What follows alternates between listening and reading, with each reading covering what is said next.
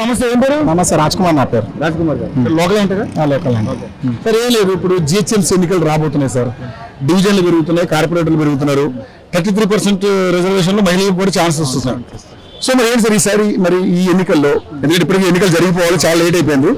మరి ఎలా ఉండబోతుంది, ఎవరు గెలిచే అవకాశం ఉంది, మీకు ఓటర్ మీ అభిప్రాయం ఎలా ఉన్నాయి? ముందు రోడ్లు ఎలా ఉన్నాయి, లైటింగ్ సిస్టమ్ ఎలా ఉంది, డ్రైనేజ్ ఎలా ఉంది? సార్ ఇప్పుడు ముందు ప్రభుత్వం కంటే ఈ ప్రభుత్వం ఉంది కదా, ఇది కొంచెం డెవలప్మెంట్ చేయాలా. ఎందుకంటే ముందు ప్రభుత్వం మంచిగా చేసింది కాబట్టి ఇప్పుడు ఉన్న రన్నింగ్ ప్రభుత్వం మంచిగా డెవలప్ చేయాలని కోరుకున్నాను. ముందు ప్రభుత్వం చూశారు కాబట్టి ఈ ప్రభుత్వం ఇంకా చేయాలని కోరుకుంటున్నాను. ఎట్లా మరి ఈ ప్రభుత్వం పనితీరు ఎట్లా ఉంది? ఈ ప్రభుత్వం మంచిగా పనిచేస్తుంది, ఇంకా కొంచెం మంచిగా పనిచేస్తే బెటర్ ఉంటుంది. 6 గ్యారెంటీలు అంటున్నారు. 6 గ్యారెంటీలు ఒకటే అయింది, బస్సు ఒకటి, అది కూడా డెవలప్ చేస్తాడు. కానీ ఇప్పుడిప్పుడే కదా డెవలప్ 3 ఏళ్ళు కంప్లీట్. 3 ఏళ్ళు కంప్లీట్, ఇంకా 2 years ఉంది కదా, చేస్తాడు. చేస్తాడు. మరి ఈసారి సీట్లు ఎక్కువ కాంగ్రెస్ కి ఛాన్స్ ఉందంటారు? మనం చెప్పలేము సార్, ఎందుకంటే ఓటర్లు బట్టి ఉంటుంది మనది. మీ అభిప్రాయం ఏంటి? ఎక్కువ శాతం అయితే కాంగ్రెస్ కి ఉంది. సో మరి ఎట్లా అనిపించింది సార్, గత బీఆర్ఎస్ బాగుందా, ఇప్పుడు ఈ కాంగ్రెస్ బెటర్? ఇదే బెటర్, కాంగ్రెస్ ఇదే బెటర్. సో మరి ఇప్పుడు ఎన్నికలు రాబోతున్నాయి కాబట్టి నగరంలో ఎటువంటి డెవలప్మెంట్ జరిగితే బాగుంటుంది అనుకుంటున్నారు? ఇప్పుడు ఏంటంటే బాస్ రోడ్స్ కూడా అన్ని ఉంది కదా, రోడ్స్ కూడా మంచిగా డెవలప్ చేయాలా. వాటర్ ప్రాబ్లం కానీ, ఎలక్ట్రికల్ ప్రాబ్లం కానీ కొంచెం డెవలప్ ఉండాలి. వర్షాలు పడుతున్నాయి, రోడ్లు ఎలా ఉంది పరిస్థితి? రోడ్లు ఇబ్బందిగా ఉన్నాయి, రోడ్లు కూడా డెవలప్ కావాలా. సో మరి బడ్జెట్ లేదంటున్నాడు కదా రేవంత్ రెడ్డి? చేస్తాడు, బడ్జెట్ వస్తుంది. నమ్మకం ఉంది. సో మరి ఇప్పుడు ఎస్ఐఆర్ అనే ఒకటి కార్యక్రమం వచ్చింది, దాంట్లో దొంగ ఓట్లు తీసేయాలా, మంచి ఓట్లు అది ఆప్ చేయాలి. దాన్ని ఎలా చేయవచ్చు అంటే మంచిదేనా? దాంట్లో ఏంటంటే ఇప్పుడు దాంట్లో వీళ్ళు ఈ కాంగ్రెస్ ప్రభుత్వం అయితే కంపల్సరీ స్ట్రిక్ట్ గా వెరిఫై చేస్తుంది, చెయ్యాలి కూడా. ఎందుకంటే ఇప్పుడు ఆధార్ కార్డు, ఊర్లో ఒక ఆధార్ కార్డు, ఇక్కడ ఒక ఆధార్ కార్డు తోటి దొంగ ఓట్లు వేస్తారు.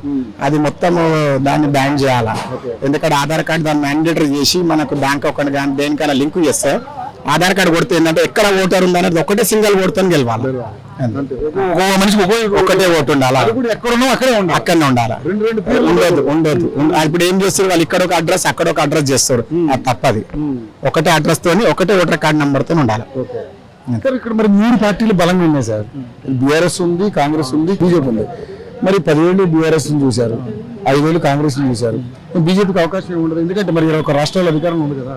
ఉన్నది కానీ ఇక్కడ బీజేపీ అంత ఫామ్ లో లేదు, టిఆర్ఎస్ కాంగ్రెస్. కానీ ఒకసారి బీజేపీ కూడా అవకాశం ఇస్తే చెప్పలేం, వాళ్ళు కూడా డెవలప్ చేయొచ్చు. లాస్ట్ టైం జిహెచ్ఎంసీలో 48 సీట్లు ఇచ్చారు, 48 సీట్లు ఇచ్చారు. ఈసారి కూడా ఒక అవకాశం ఇస్తే బెటరే. ఉందా అటువంటి అవకాశం ఉంది తెలంగాణలో? ఉంది కానీ మన ఓటర్ ఇక్కడ ఓటర్లు ఎట్లా అంటే ఎవరు పైసలు ఇస్తే వానికి ఇస్తారు, అది తప్పు. అదే డెమోక్రసీ ఎప్పుడు తప్ప, అట్లా చేయొద్దు. న్యాయం ఎక్కడైతే ఎవరైతే మంచి డెవలప్ చేస్తారో వాళ్ళకే ఓట్లు వేసి గెలిపించాలి. ఈ క్యాండిడేట్ మంచిగా చేస్తాడు చూసుకుని. అదే సార్ నేను ఏమంటున్నా, డబ్బులు వేస్తే ఇప్పుడు రేపు ఎమ్మెల్యే గెలిచినాక ఏమంటారు, సరే నువ్వు ఉట్టిగా వేసినావు, నాకు డబ్బులు వేసి గెలిచినారా అంటారు, వాడు అంటాడు. అనొద్దు, అందరు ఖచ్చితంగా న్యాయం చూసి ఓట్లు వేయాలి. బట్టి ఓటేసుకో అంతే సార్. మంచి చేస్తాడా లేదా అని మంచి రెస్పాన్స్ ఇస్తాడా అది. సో మీ ఏరియాలో అటువంటి నాయకులు ఉన్నారు సార్, కానీ మనకి ఏంటంటే అవసరంకు ఆదుకునే నాయకైతే ఎవరు లేరు.